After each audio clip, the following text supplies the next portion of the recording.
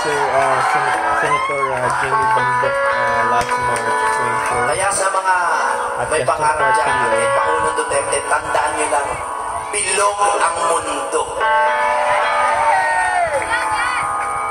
Somebody told me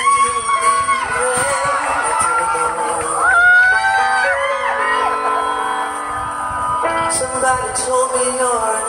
Matapos ko ang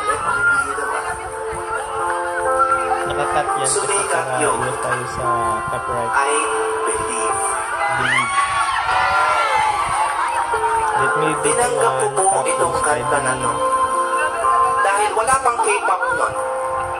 Meron ng My Sassy Girl. Tatlong music. At sinabi ng Korean producers, Jimmy Bondoc, gusto namin ikaw ang kumanta ng Tagalog version nitong I Believe. Favorite word ko po kasi is believe. Alam niyo kung bakit? Bakit kayo nandito?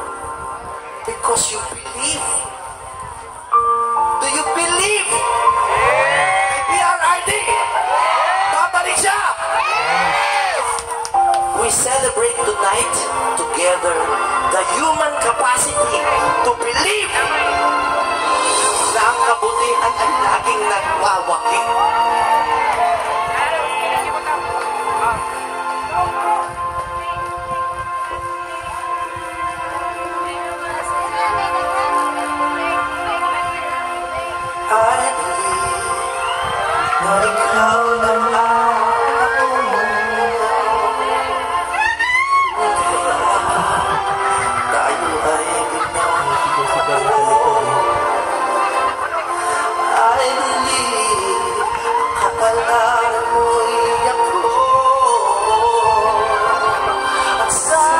Pagkatapos ko nun, pumasok ako sa mga awiting pampulitika. Ayun yung mga alay niya.